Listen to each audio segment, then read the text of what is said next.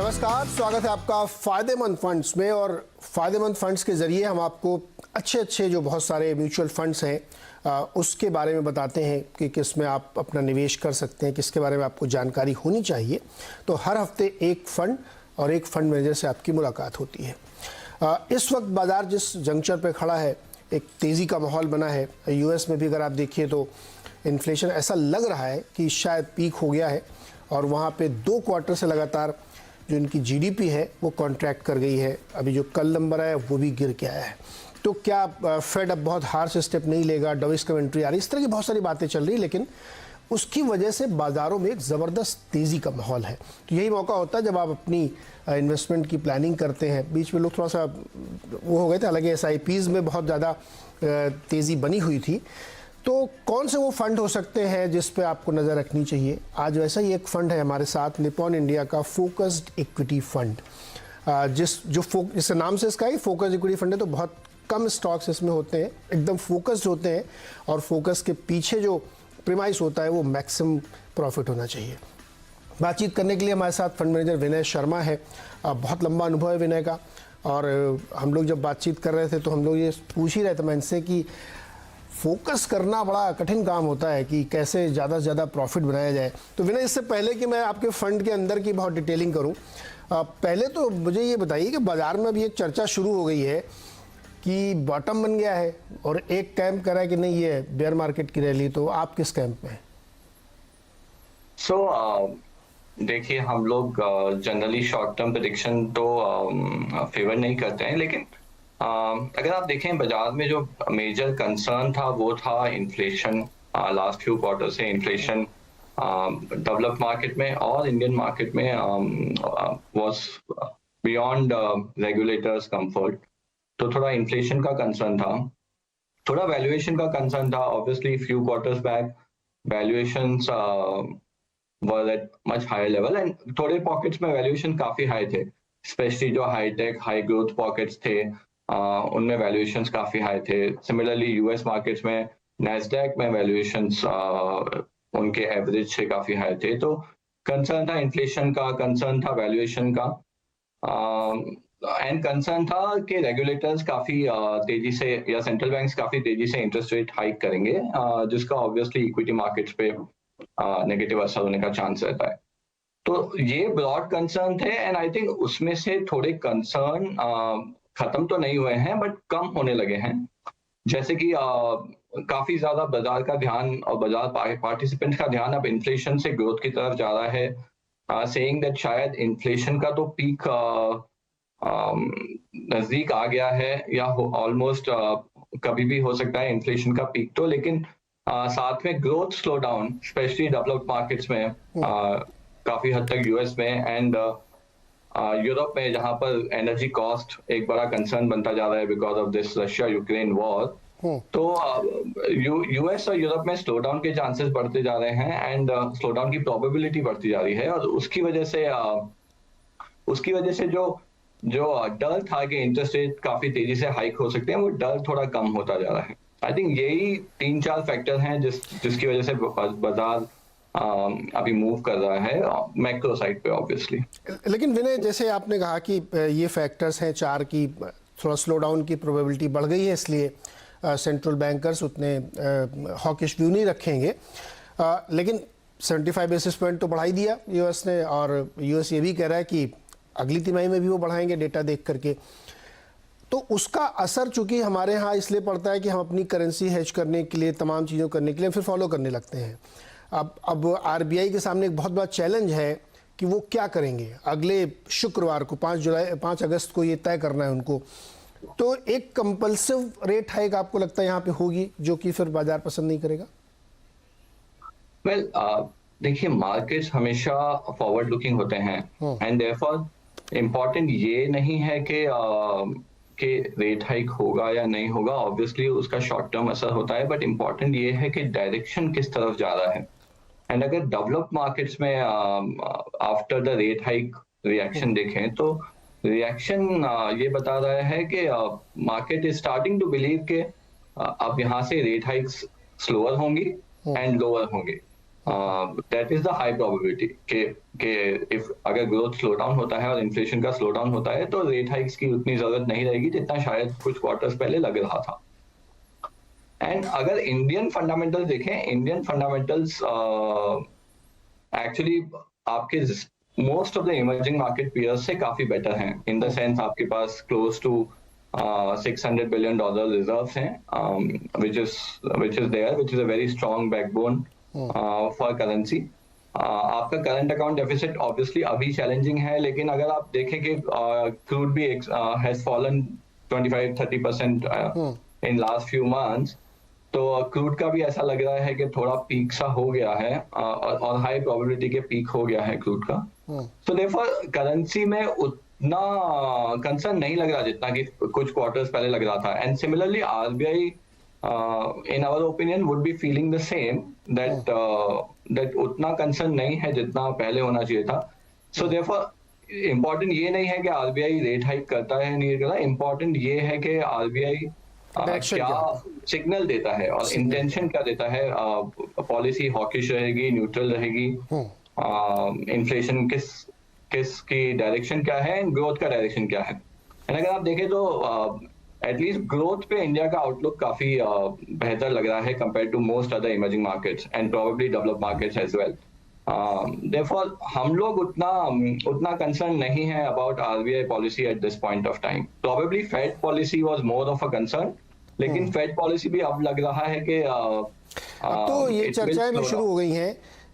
बड़ी दिलचस्प बात ये विनय आपने भी सुनी होगी कि अब तो लोग ये कह रहे हैं कि 2023 कैलेंडर ईयर के फर्स्ट क्वार्टर के बाद हो सकता है रेट काटने पड़े फेड को, क्योंकि जिस तरीके से वो अपनी इकोनॉमी में और डिमांड को किल कर रहे हैं उससे ऐसी स्थिति बन सकती है कि दोबारा से वो रेट चक्र शुरू हो जाए। तो आपकी बहुत सही बात है ये कि रुख क्या होता है, वो हॉकिश रहते हैं, डॉविश रहते हैं, ये ज़्यादा मैटर करता है रादर कि वो कितना हाइक कर रहे हैं। अब आते हैं आपके फंड पे। आपके फंड के जैसा कि नाम है फोकस्ड इक्विटी फंड, तो कहाँ फोकस है आपका, किस सेक्टर में? सो अगर आप लास्ट फ्यू क्वार्टर्स से फंड को नोटिस करें तो हम लोग डोमेस्टिक साइक्लिकल्स पे काफी बुलिश रहे हैं last few quarters, probably last 2-3 साल। एंड रीजन 3-4 थे। वन, अगर आप डोमेस्टिक सेक्टर्स देखें इंडिया में, तब big domestic sectors are banking, capital goods, auto, consumer discretionary consumption etcetera. अगर आप बैंकिंग को देखें तो बैंकिंग 2015-19 एनपीएल क्राइसिस से गुजर रहा था, उससे बाहर निकला, प्रॉफिटेबिलिटी काफी लो थी। 2018-19 PSU banks were almost making losses. 2019 onwards हम लोगों का व्यू था कि एनपीएल क्राइसिस का पीक हो गया है या होने वाला है, and therefore banking profitability will come back to normal scenario and valuations were very cheap. 2 साल पहले banking valuations were really cheap. So a combination of all that हम लोग बैंकिंग पे काफी बुलिश थे एंड अभी भी हमारा प्रेफरेंस बैंकिंग की तरफ है।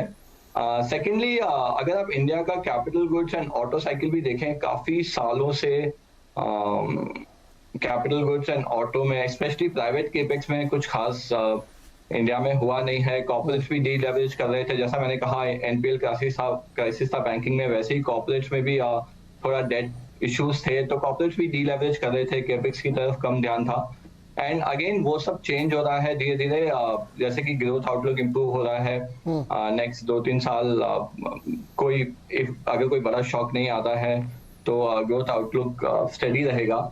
एंड प्राइवेट केपेक्स के भी रिवाइवल के काफी चांसेस हैं। अगर आप ऑर्डर बुक्स देखें इंजीनियरिंग कंपनीज के last few quarters, order books continuously improve हो रहे हैं, not only from government side तो काफी सालों से अच्छा कर रहा था, बट प्राइवेट साइड से भी अब ऑर्डर बुक्स या नए ऑर्डर्स आना शुरू हो गए हैं। सो देयरफॉर कैपिटल गुड्स एक सेक्टर है जो हम लाइक करते हैं। Then again same for auto, आपका ये पूरा demonetisation plus GST plus COVID का शॉक, इसकी वजह से ऑटो एक तरह से डाउनटर्न में चला गया था, specially segments of auto. And now it looks like auto can have a good cycle again अगले 3-4 साल के लिए। सो हमारा प्रेफरेंस इस वक्त डोमेस्टिक साइक्लिकल्स या डोमेस्टिक ओरिएंटेड सेक्टर्स पे ज्यादा है कंपेयर टू ग्लोबल सेक्टर्स। जैसा कि हमने पहले भी बात करी, ऐसा लग रहा है कि ग्लोबली स्लो डाउन हो सकता है। यूरोप में जब तक ये वॉर रहेगा तब तक स्लो डाउन का कंसर्न रहेगा, बिकॉज एनर्जी कॉस्ट एक्चुअली उनको काफी हिट कर रहा है। विनय, सिमिलरली यूएस में भी because of high inflation slow down के विनय, चांसेस। जो आपने एसेट एलोकेशन किया अपने फंड में, उसमें बैंक्स और फाइनेंस दोनों को अगर मैं जोड़ दूं तो 31% बैठता है। एक तो इक्विटी फोकस्ड फंड है आपका, ऊपर से 31% एक ही सेक्टर में, थोड़ा ज़्यादा नहीं लगता कंसंट्रेशन एक तरफ ज़्यादा टिल्ट हो गया है? देखिए, अगर आप इंडिया का मार्केट ब्रेकअप भी देखें तो बैंकिंग एंड फाइनेंशियल सर्विसेज सबसे बड़ा वेट है, एंड देयरफॉर इंडेक्स में भी बैंकिंग एंड फाइनेंशियल सर्विसेज का काफी अच्छा वेट है।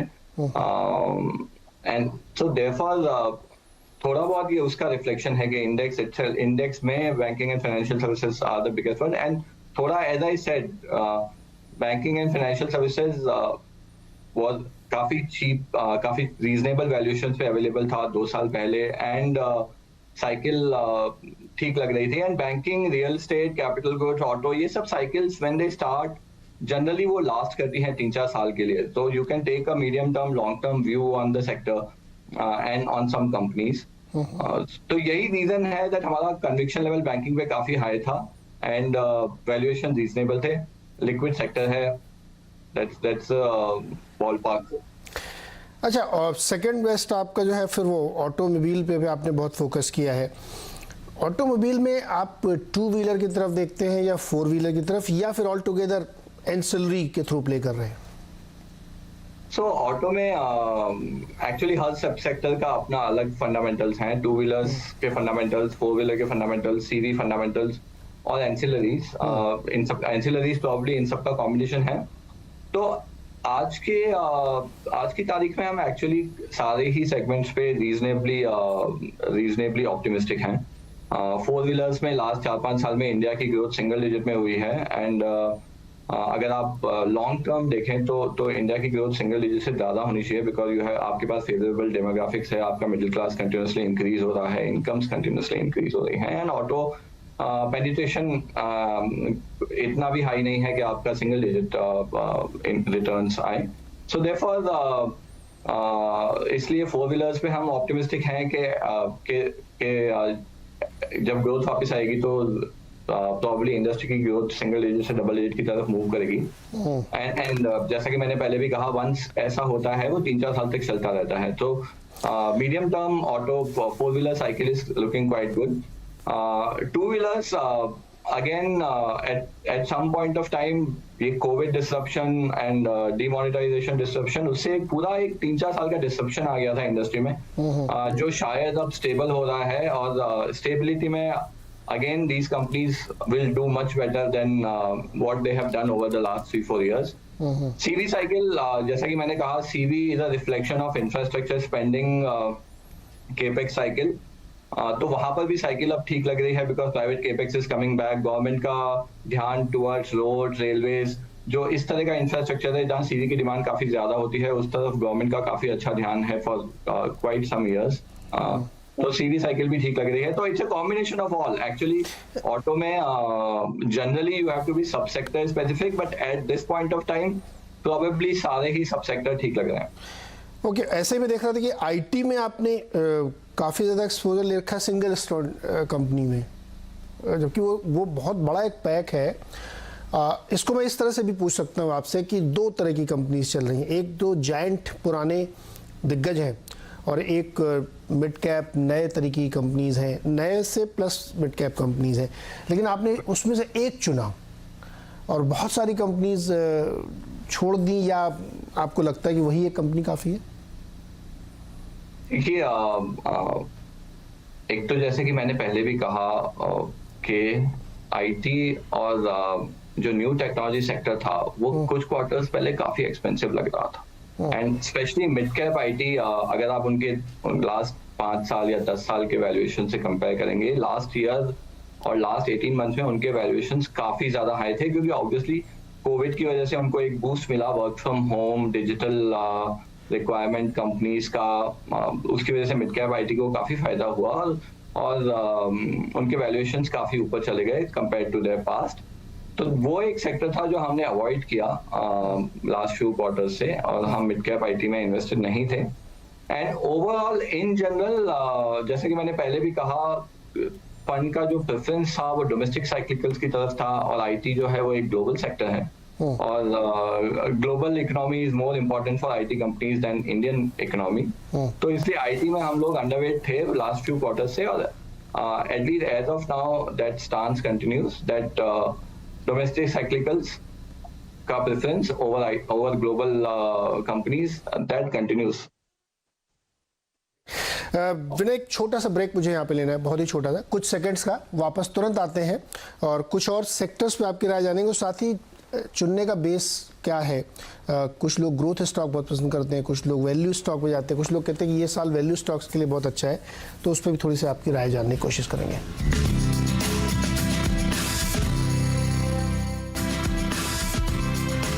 स्वागत है एक बार फिर से आपका फायदेमंद फंड्स में। आज हम बातचीत कर रहे हैं Nippon India equity focus fund के बारे में। विनय शर्मा हमारे साथ हैं जो इस फंड को मैनेज करते हैं। विनय, हमने काफ़ी कुछ समझा आपसे सेक्टर्स की, मार्केट की, तमाम सारी चीज़ों के। अब एक बेसिक क्वेश्चन पे हम लोग आते हैं जो बड़े मन में लोगों को चलता रहता है कि स्टॉक सिलेक्शन कैसे करते हैं आप लोग, किसी भी सेक्टर का हो, उसमें आप ग्रोथ के पैरामीटर्स अप्लाई करते हैं या आपको लगता है कि वैल्यू होनी चाहिए, ज़्यादा अच्छे प्राइस पे आपको मिल रहा हो, कैसे सिलेक्शन करते हैं आप? देखिए, अगर एक सेंटेंस में मैं इस क्वेश्चन का आंसर दूं तो हमारा फोकस इस बात पे रहता है कि कहाँ पर आप सस्टेनेबल आईआरआर जनरेट कर सकते हैं अपने यूनिट होल्डर्स के लिए, और आपका हर इन्वेस्टमेंट उस आईआरआर पे खरा उतरता है या नहीं उतरता है। हम लोग इस बात पे ज्यादा ध्यान नहीं देते हैं वेदर वो ग्रोथ स्टॉक है या वैल्यू स्टॉक है, बिकॉज हमारा मानना है कि मार्केट अलग अलग समय पर अलग अलग अपॉर्चुनिटीज देता है, और हम लोग फ्लेक्सिबल हैं इसको लेकर कि जिस भी तरह की अपॉर्चुनिटी आपको मिलती है, अगर आपको लगता है कि ये अपॉर्चुनिटी वर्थ इन्वेस्टिंग है तो हम उस पर फोकस करते हैं। तो हम ग्रोथ, वैल्यू, गैप, उस सब के बीच में शिफ्ट करते रहते हैं डिपेंडिंग आपका रिलेटिव वैल्यूएशन कहाँ पर चीप है या कहाँ पर एक्साइटिंग लग रहा है। तो ये तो फिलोसॉफिकल आंसर हो गया आपके क्वेश्चन का। और जैसे कि मैंने कहा शुरू में कि फंड का प्रेफरेंस होता है कि आप डोमेस्टिक सेक्टर्स पे ज्यादा बुलिश हैं इस पॉइंट पे या ग्लोबल सेक्टर्स पे ज्यादा बुलिश हैं, कौन से सेक्टर अट्रैक्टिव लग रहे हैं, और फिर उन सेक्टर्स में कौन सी कंपनीज हैं जिनका अच्छा कॉम्पिटिटिव मोट है, जिनका वैल्यूएशन रीजनेबल है, जहां पर मैनेजमेंट इन्वेस्ट कर रहे हैं फ्यूचर में, और जिनका फ्रेंचाइज आपको रीजनेबल वैल्यूएशन पे अभी मिल रहा है और आपको लगता है कि उस फ्रेंचाइज का वैल्यू मीडियम टर्म में काफी अच्छा हो सकता है कंपेयर टू जिस भी समय आप इन्वेस्ट कर रहे हैं। तो इस सब का कॉम्बिनेशन होता है द सिलेक्शन प्रोसेस। तो आई डोंट नो अगर मैंने आपका आंसर सही से आंसर किया है। नहीं, आंसर तो सही दिया। इसमें एक सप्लीमेंट्री क्वेश्चन और पूछूंगा तो आंसर कंप्लीट होगा। अब चूंकि आपका फोकस फंड है, नंबर ऑफ स्टॉक्स काफ़ी कम है, तो जैसे हम लोग होते थे ना बचपन में, स्कूल में पढ़ते थे, कहीं पढ़ते तो बच्चे को टास्क दिया जाता था, भाई परफॉर्म करो, तो कितने दिन तक वो परफॉर्म करता है या नहीं करता इस पर तय होता था। तो आप लोग किसी स्टॉक को कितना समय देते हैं, बर्दाश्त करते हैं कि भाई अब तो चल जा, परफॉर्म कर दे, नहीं तो मैं तेरे को बदल दूंगा। तो चर्निंग कितनी महत्वपूर्ण है आपके फंड के लिए, चूंकि बहुत फोकस्ड है तो उसको परफॉर्म तो करना पड़ेगा। तो वो चर्निंग का प्रोसेस क्या है, कितने समय अपने स्टॉक बदल देते हैं आप?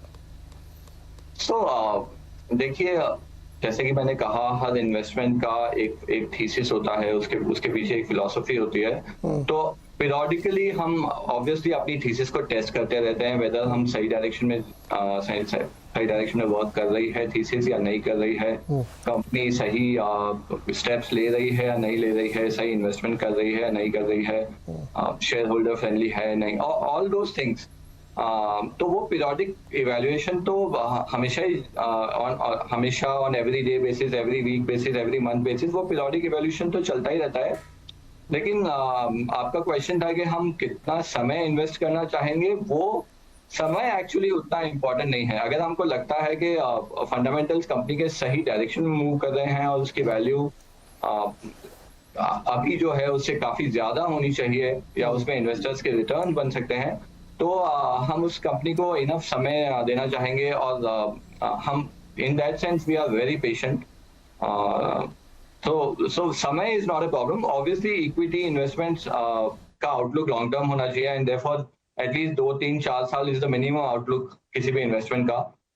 तो that medium term and long term view रहता है हर इन्वेस्टमेंट पे, और पीरियोडिक इवैल्यूएशन हमेशा रहता है कि वेदर आपकी थीसिस सही जा रही है या नहीं जा रही।